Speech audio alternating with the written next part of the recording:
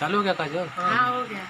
आज हमारे VMC studio में बहुत ही अच्छे गायक बबलू सावरिया जी का आगमन हुआ है, जिनका एक गाना बहुत ही प्रचलित हुआ था।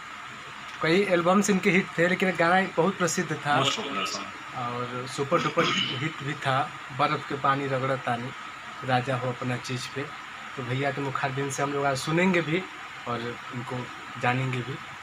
नमस्कार, प्रणाम। हम बबलू सावरिया, आप सब भोजपुरी श्रोता के बारे में नमस्कार करते। आज हम दीपक भाई के स्टूडियो में, दीपक वर्मा जी के स्टूडियो में हम बानी है। कौन स्टूडियो है? VMC studio Chandauli.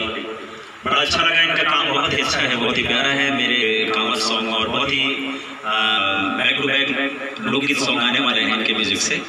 तो भाई लोगों की डिमांड होगी अपना एक पुराना जो कि मोस्ट पॉपुलर सॉन्ग रहा, आप लोगों का प्यार मिला, वो मैं सॉन्ग सुना दूँ। मैं सुना रहा हूँ आप लोगों के बीच में। अरे कवना करा के घरे कोइला अपन कहा भी पुत का बारे धइला ए हो बरम इह तन्हाई के भार पड़ल बसमीज पे बर्फ के पानी रगड़त बनी राजा हो बना चीज पे बर्फ के पानी रगड़त बनी राजा हो बना चीज पे। बहुत अच्छा, थैंक यू।